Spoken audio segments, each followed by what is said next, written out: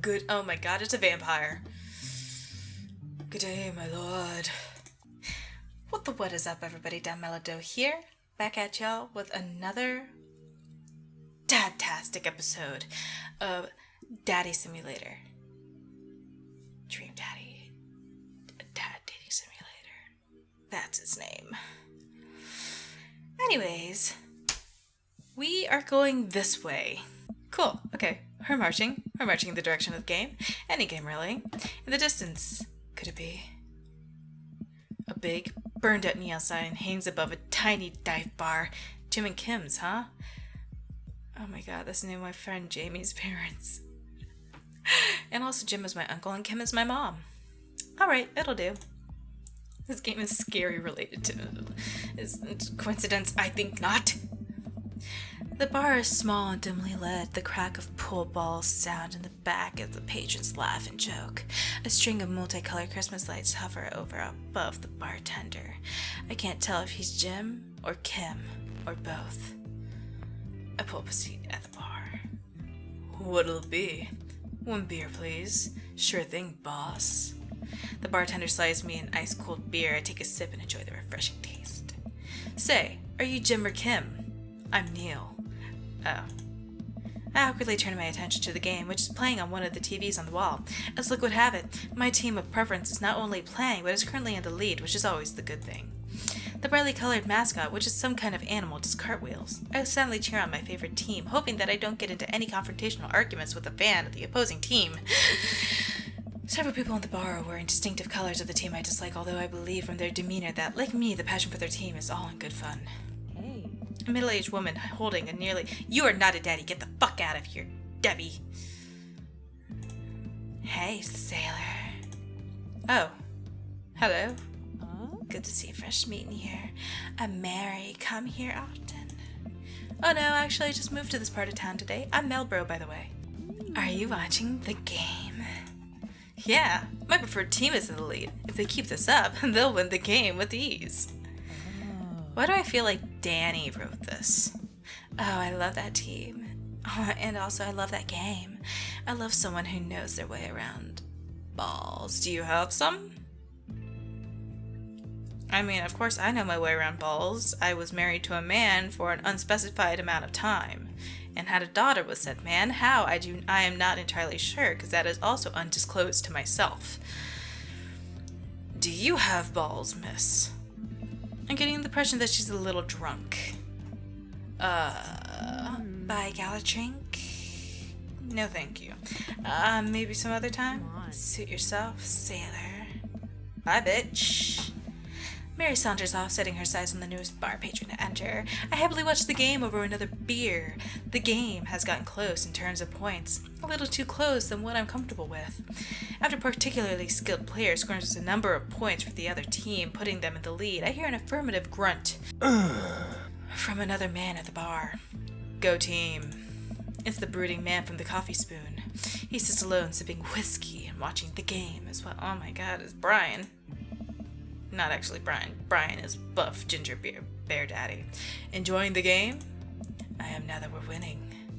Oh, we must be rooting for different teams. In my opinion, my team is far superior. I have to disagree with that. Based upon our win-loss record, I'd say my team is superior. I fucking love this. That's really wrong since as it stands now, my team is beating yours. I love the witty banter in this. And the specific commentary as well. I love this game and this specific team, and I hate this other specific team. And the specific number of points that is being scored by both. I am outraged. The conversation ends there, and we both go back to silently rooting for our respective teams. The game is close, but with both sides playing their hardest to win. But in the end, my team prevails. Quiet cheers ripple throughout the bar. I raise a respectful glass to the man drinking whiskey. He raises his and responds. An unspoken truce is formed between us based on mutual love for the game. He motions to the bartender, who pours 2 glasses of whiskey. The man slides one over to me. That was Fluffy. She was making a cameo. Good girl. The name's Robert. Thanks. I'm Melbro. Hey. You must be... Oh my god, was that Danny? Hey. Was that Danny? I'm pretty sure that was Danny. Mary already hit on you? Yeah. Oh my god, it's Danny. Oh my god, it's Danny. She's a peach. Well, you picked the best bar in town. As slimy as it is, you'll never find a better spot than Jim and Kim's. Is there actually a Jim and Kim that runs this place? Oh my god. No, that'd be Neil. Was that him? Good guy, Neil. Not enough Neils in this world. I knew a Neil back in elementary school. Not very long, not very well, but I knew him. Yeah, there aren't that many Neils in this world. You're right, Robert. That is actually Danny Sexbangs whispering in my ear. Okay. You a whiskey fella or a beer fella? Beer, but I'll drink most things. You like shots? Love shots. Thank God. Robert, Neil, that's Neil, who serves at 2 shots of whiskey. He hands one to me. Here's to your health. I'm sorry, I love Danny. He's whispering in my ear. But I try my hardest to look tough. Honestly, I like whiskey. I like Fireball. Cinnamon whiskey, that shit's the one. Oh my god. Wait, I think this is what making friends is. Okay, Melbro, this guy's out of my friend league, but I think if I play my cards right, we'll be pals in no time. Hand tattoo. I like your tattoo. What does it mean? It's a reminder. Oh no. Man, this guy is mysterious and cool. Way cooler than I am, at least. Robert signals to the bartender for another round. What are you doing here tonight? My daughter kicked me out of the house. Not like forever. She was having a sleepover with her friends. Family type, huh? Oh my god. Single dad. Oh, he looks so sad. He gets up. Be right back. Gotta powder my nose. Never seen Robert this talkative. He must like you. Ha! I guess so. Gotta admit that Robert has a gruff charm to him. If a guy like him thinks I'm cool, then I really must be. Robert comes back from the bathroom and grabs his leather jacket. I'm gonna go home. You heading my way? I'm sorry. I live in this cul-de-sac down the way. Does everybody live there? Only the Daddies.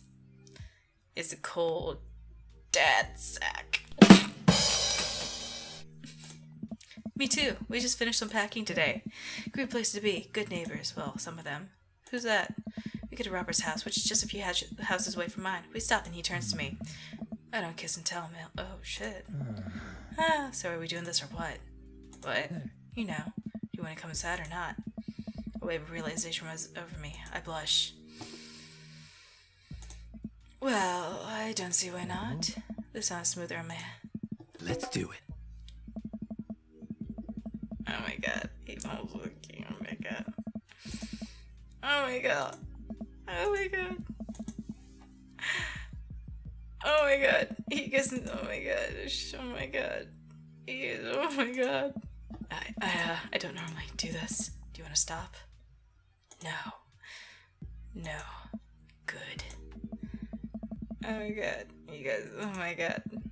Let's have some fun. Oh! Oh my god. Oh my god. Sunlight streams in between the slats of the blinds. My head is pounding. I really overdid it last night. Wait a minute. This is my old house. Or my new house.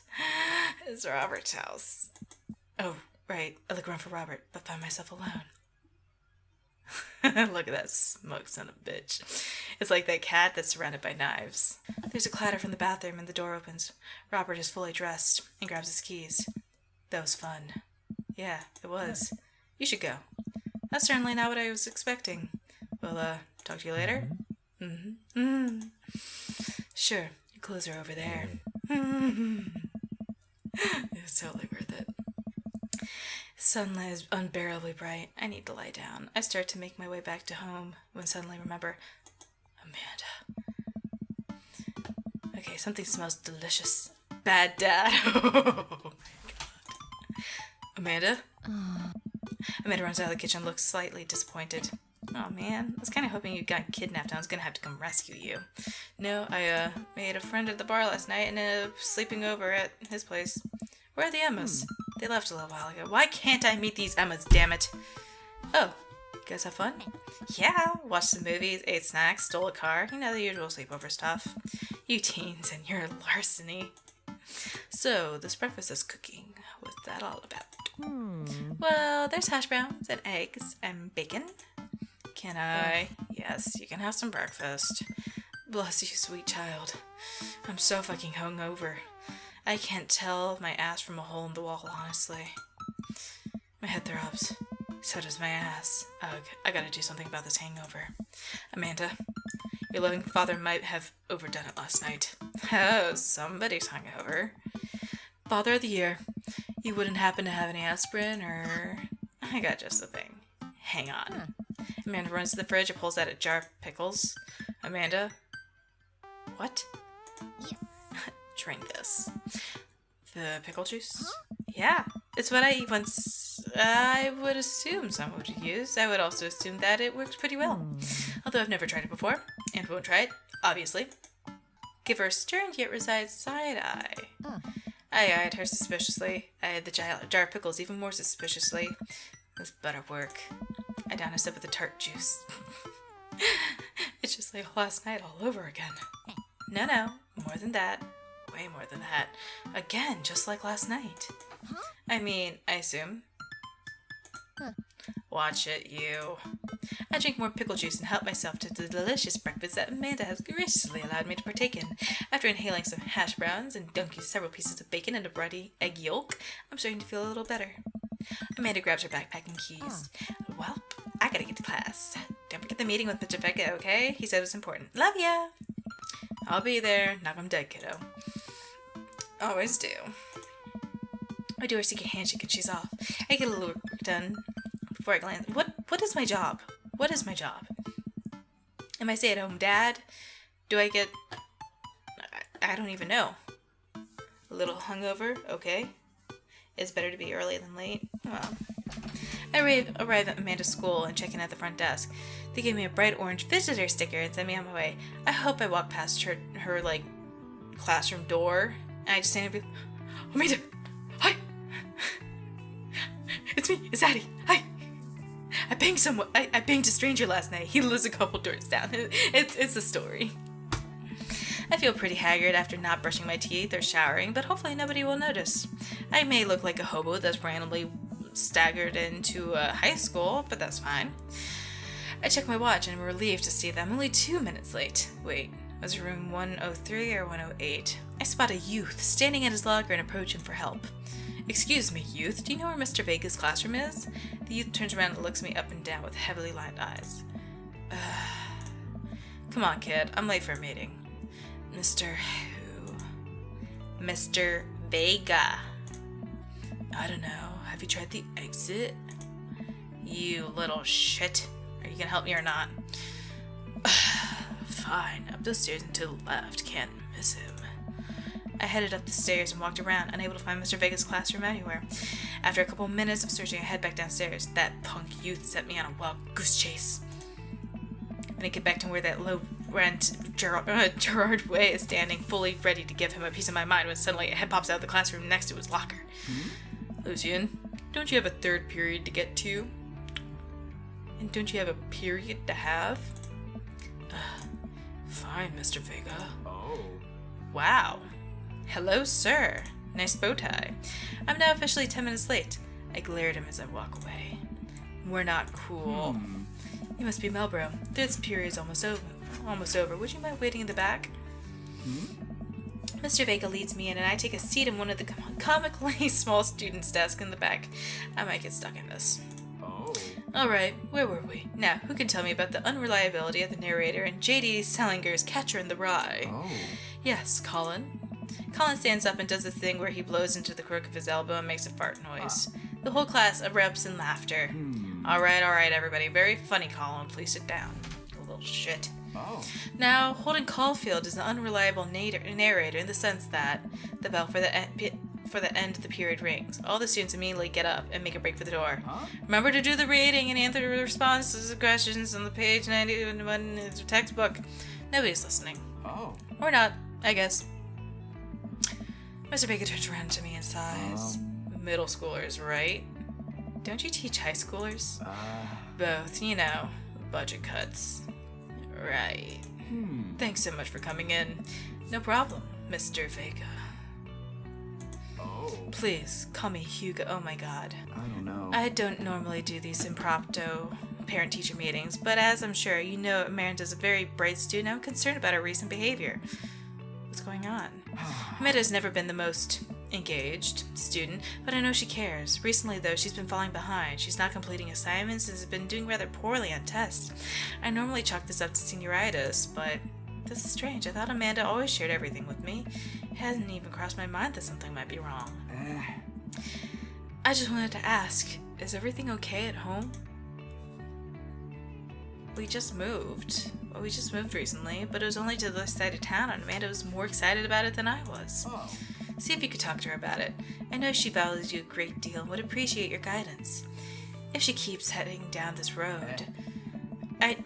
Whose voice is that? Is that Ross? It might be Ross. I know how important art school is to her, and I would hate to see her miss out on scholarship money that she clearly deserves. I'll make sure to talk to Amanda. Thanks for letting me know, Hugo. Oh. Anytime. On my way out, I stopped, thinking for a moment. I turned to Hugo. Hey, Hugo? Oh. Yes? They ever catch that rye? Yes. I leave the classroom and make my way out of the school. I'm still a bit in shock that Amanda was able to hide this so well from me. She's always been such a force for in my life, especially after we lost her father. But I'm her father. Who am I? Amanda must be done with classes for the day by now. I'm sure she would appreciate a ride home. Maybe I can talk to her about what's going on. I pull up to the carpool and Amanda hops in the passenger seat. So, did you have fun gossiping about me? Mr. Vega and I actually just gossiped about our celebrity crushes. So you talked about Mario Batali the whole time? It was a very productive meeting. Okay. I'm pretty hungry. Can we grab some dinner? Sure thing. Let's make something at home. Cool. I think with our powers combined, we could throw something together, a gourmet meal worthy of the Food Channel. I don't know about that, but I can promise you it will at least be edible. That's the spirit. We drive in silence for a short while. Amanda plays a game on her phone. I should say something. You know, sometimes when a kid gets older, they find they have to keep things hidden from their parents. And that's okay, because sometimes that's what kids do. And that's okay, but also sometimes it's good to have the parents' perspective, because, you know, maybe the parents also have dealt with similar situations. And maybe they're a little cooler than you give them credit for. Anyway, what I'm trying to say is that it's good to share. Love you. Have you been reading my tweets? You have a Twitter? What? Never mind. Look, sweetie, Mr. Vega said you haven't been participating in class and you're not turning things in. Oh, I'm fine, Pops. Senioritis and all that. Eh, what? I thought you liked Mr. Vega's class. It's fine. He's fine. We pulled him to a stoplight, and Amanda, she's still texting. I want you to know that you could talk to me about anything. I can tell that whatever it is, she doesn't want me knowing about. Are you constipated? I think she's constipated. Eat more fiber. I heard MR is going to that fancy art school in California. That's exciting. Yep. Are you bummed that you guys aren't going to the same school? Yep. Amanda keeps texting. She stifles a laugh. What's so funny? I don't think you get it. Okay. Who are you texting? Noah. Who's Noah? My friend. Does he go to your school? Yep. Do you like Noah? What? No? Dad. Ugh. I can't believe you would... Dad. I mean, jeez. Why would you... Gross. Sorry, just asking. Dad, he's just like my friend. Guys and girls can be friends, and he's my friend. Okay. Jeez. This is going well. Well, good talk. Love you, kiddo.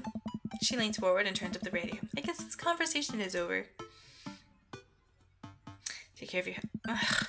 I get back home and start cooking some dinner. I found this artisanal mac and cheese recipe online that I've been dying to try.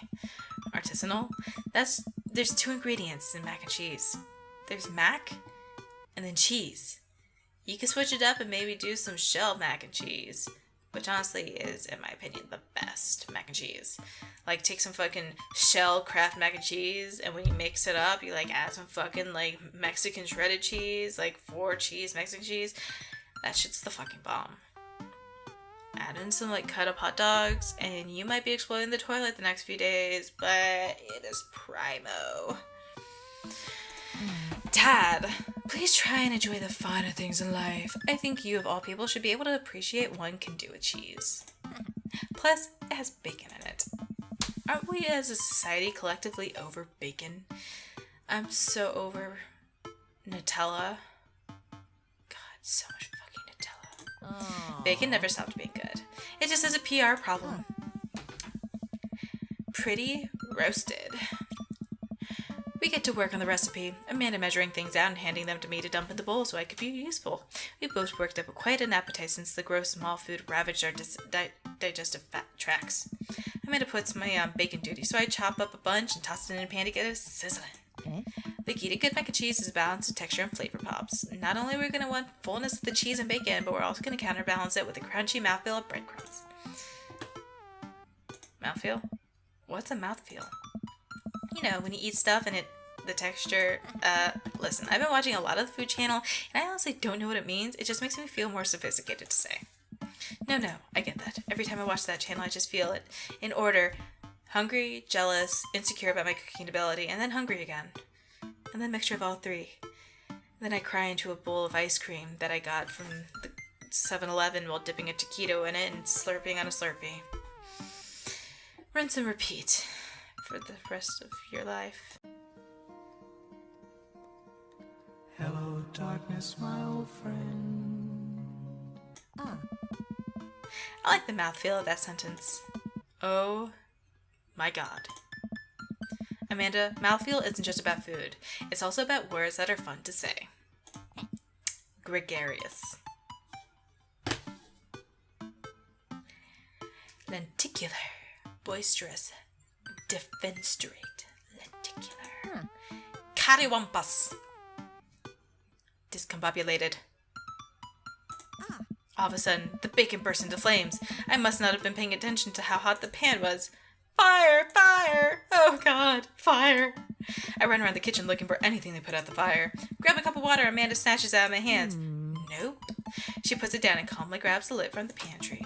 She places it on top of the flames and turns on the heat. I finally calm down. Did I almost just burn down our brand new house because I was too busy saying silly words? Yeah. Intuitively.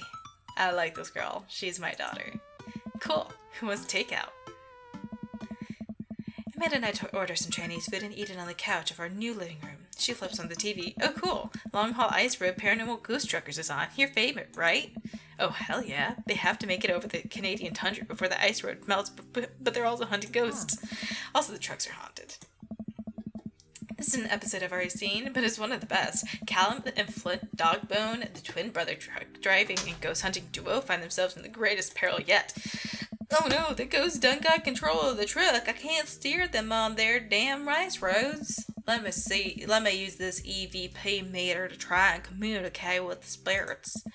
Flint, we're about to die. Ah, almost got it. If you listen carefully, it sounds like a saying, you're gonna die.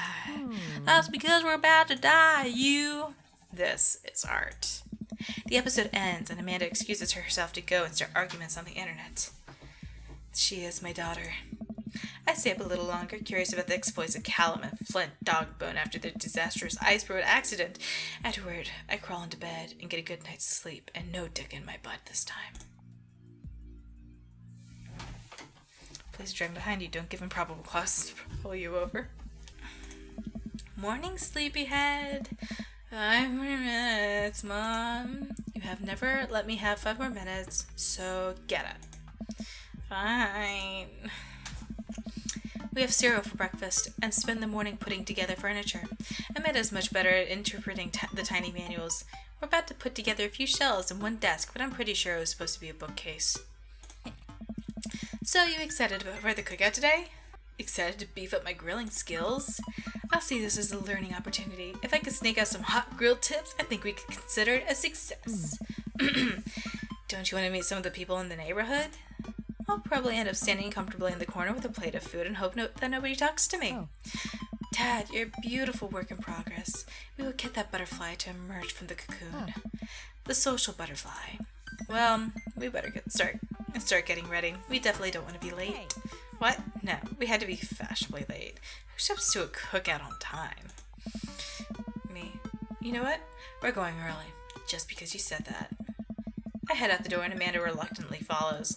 We walk across the street to Joseph's house with a store-bought veggie plate. We didn't want to risk burning down the house again.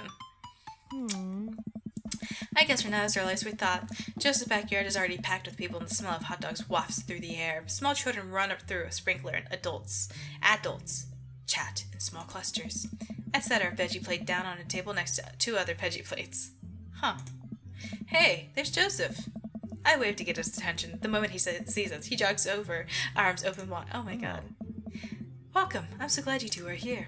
And you brought veggies. Let me introduce you to the family. Kids, come over here. This is Chris, my eldest. Hi. This is Christian and Christy. They're twins. Oh my god. They stare creepily and say nothing. Oh my god. Then, of course, there's our youngest, Krish. Wait, where's Krish? Maybe Mary. Oh my god. Oh no, it's the one from the bar the other night. What is she doing here? Oh, how could I forget my lovely wife, Mary? Joseph pecks her on the cheek. She smiles. Ah, Mary, sweetheart, did you put Krish to bed? I'll have to go look for him. What? You'll have to... Mary, this is our new neighbor, Melbro, and his daughter, Amanda. I'd shake your hand, but I have a glass of wine that I need to tend to. I love her. Nice to meet you, Mary, for the first time. Charmed. Well, I have to go over there now.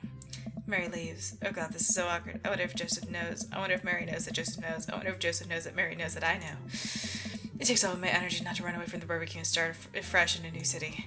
Ha ha ha! My wife has a wonderful sense of humor. But please, you 2 enjoy the barbecue. All the guys are really excited to meet you. Oh, Joseph, you poor, sweet thing. Let me introduce you to Damien. Joseph beckons a tall man in gothic attire over to the conversation. Good. Oh my god, it's a vampire. Good day, my lord. Good day, friends. Damien, this is our new neighbor, Melbro. He looks more like a Vlad to me.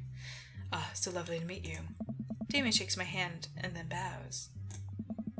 If you're ever interested, it would bring me great pleasure to host you for a spot of afternoon tea. Wow, yeah. Sounds rad. Splendid. Well, I must be off. Perhaps our paths shall cross again.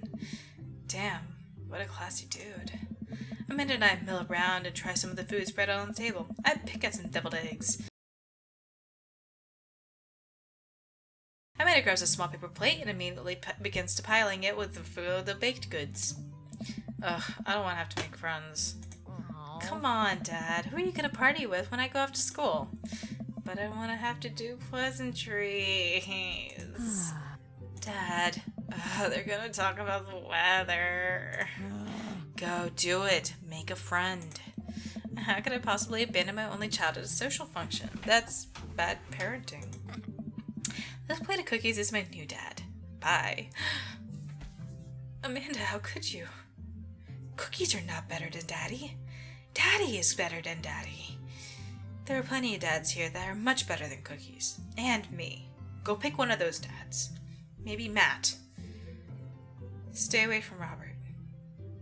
He has the voice of an angel. But he's seductive like Lucifer himself.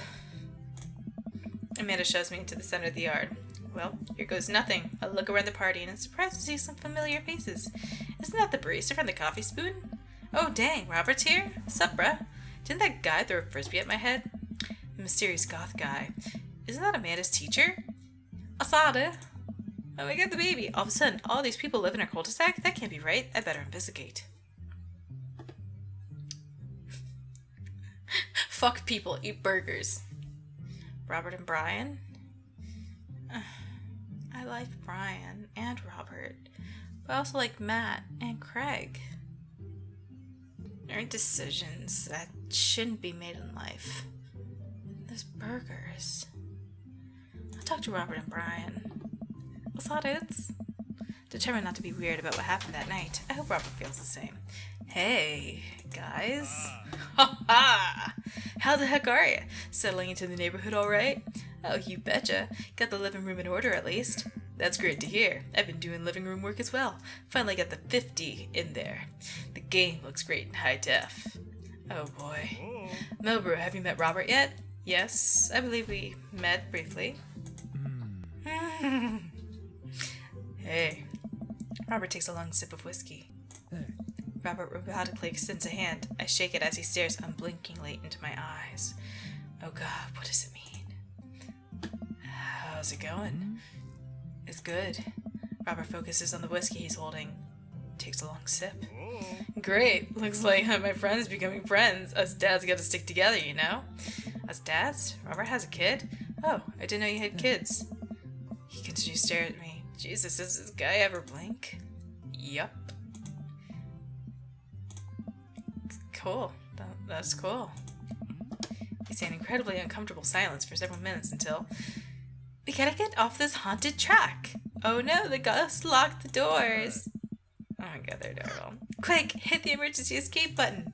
But trucks don't have emergency escape buttons. Oh, then hit the brake, I guess. We'll get out of the truck. The imaginary truck. Anyway, we're safe from the ghost, but how will we ever survive this Arctic tundra? Daisy, you might have to eat me. Young lady, she's 10. Never talk to a 10-year-old like that around me again. I'm prepared to do anything to survive. That's cold-blooded. I like that. Although I'm not sure I have the materials required to properly cook you. Wait a second, are you guys playing Long Haul Ice Road Paranormal Ghost Truckers? Yeah! Amanda and I love that show. It's the best, especially the episode where Caleb hides Flint's keys and Flint retaliates by breaking an ancient cursed urn and spends spirit hours. He is quality television. Alright, Daisy, I found us a couple of bugs. They're gonna make us a great meal. Lots of protein. Gonna keep us from starving out here in this harsh, icy wasteland. But there's a whole table of food right over Daisy, it's a game. We're playing pretend. It's what kids do. Live a little. Ooh, gummy worms. Let's go find kindling for a fire. Okay. No, wait, come back. Because we're playing pretend? Now you're getting it. What a cute couple of kids. I turn my attention back to the conversation, but where'd Robert go? No, Daddy. Come back. I skim the party and finally find him over the corner talking to Mary. Does he not want to talk? Man, I've never seen him get along with anyone so quickly. I snap out of my Robert-induced haze. I guess Amanda just sort of has her way with kids. That's kind of amazing. Daisy doesn't really get along with kids her age. Really? She just kind of keeps to herself. Her teacher says she spends every recess in the library. I think the other kids are intimidated by her intelligence. There it is. I wouldn't worry about it too much. Amanda was shy at Daisy's age too. She used to have a habit of crawling under tables and crying every time we took her to a restaurant. She bit people too. Kids, right? Gotta love them. You're required to by the law. Well, since they're getting along so well, maybe we should try and put together a little play date for them. Yeah, that'd be nice. Well, I don't want to take up too much of your time. Go meet some of the other fellas.